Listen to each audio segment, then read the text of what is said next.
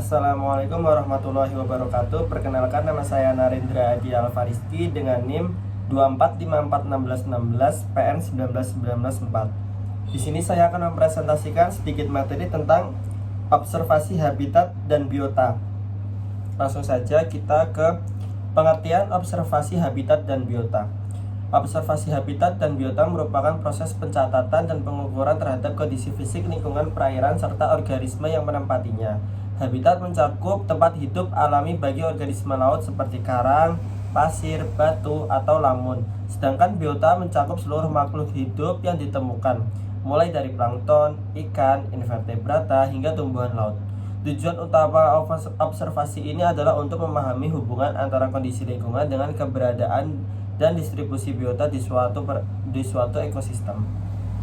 Selanjutnya, tujuan observasi bawah air. Tujuan dari observasi bawah air adalah untuk mendekatkan data ekologis yang akurat mengenai struktur komunitas dan kesehatan ekosistem laut. Kegiatan ini juga bertujuan untuk mengidentifikasi jenis-jenis biota yang mendominasi, mendeteksi perubahan habitat akibat aktivitas manusia, serta menilai tingkat keanekaragaman hayati di suatu wilayah perairan.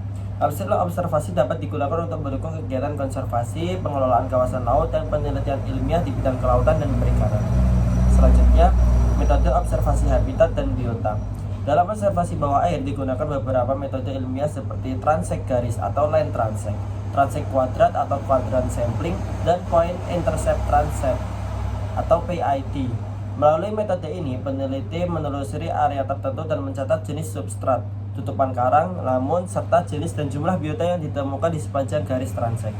Pengamatan dilakukan menggunakan alat bantu seperti masker selam, snorkel, scuba, papan tulis bawah air, dan kamera bawah air untuk dokumentasi. Selanjutnya kita ke parameter yang diamati. Parameter yang diamati dalam observasi bawah air terbagi menjadi dua kategori utama, yaitu parameter abiotik dan parameter biotik.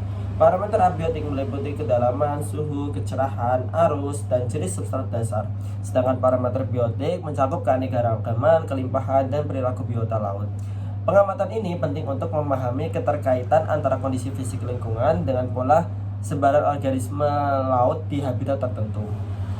Selanjutnya ke observasi habitat laut. Observasi habitat laut bertujuan untuk mengidentifikasi jenis kondisi habitat seperti terumbu karang, padang lamun, hutan mangrove, dan dasar pasir.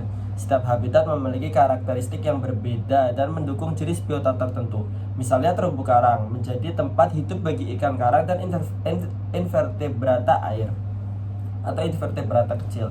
Sementara padang lamun menjadi tempat berlindung bagi ikan muda dan biota bentik.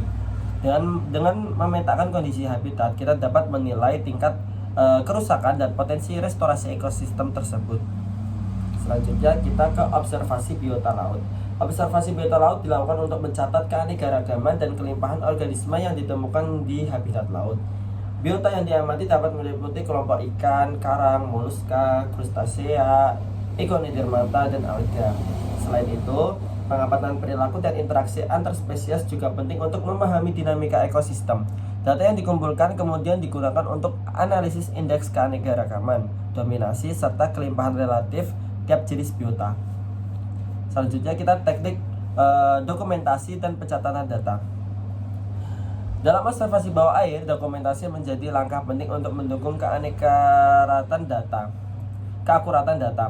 Pengamat biasanya menggunakan kamera bawah air atau GoPro untuk merekam kondisi habitat dan biota secara visual. Sementara itu, data lapangan seperti nama spesies, jumlah individu, dan jenis substrat dicatat di papan tulis bawah air yang tahan terhadap tekanan dan air laut. Setelah kegiatan selesai, data disalin ke lembar pengamatan atau spreadsheet untuk dianalisis lebih lanjut di laboratorium. Analisis dan interpretasi data. Hasil observasi kemudian dianalisis untuk menentukan struktur komunitas, tingkat keanekaragaman, indeks Shannon atau Wiener, serta kondisi ekosistem secara umum. Analisis juga dapat mencakup hubungan antara faktor lingkungan dengan distribusi biota menggunakan pendekatan statistik. Dari hasil ini dapat diketahui apakah suatu habitat dalam kondisi sehat, tertekan, atau mengalami degradasi. Interpretasi data sangat penting sebagai dasar dalam pengambilan keputusan untuk konservasi dan pengelolaan wilayah laut. Kesimpulan dan manfaat observasi.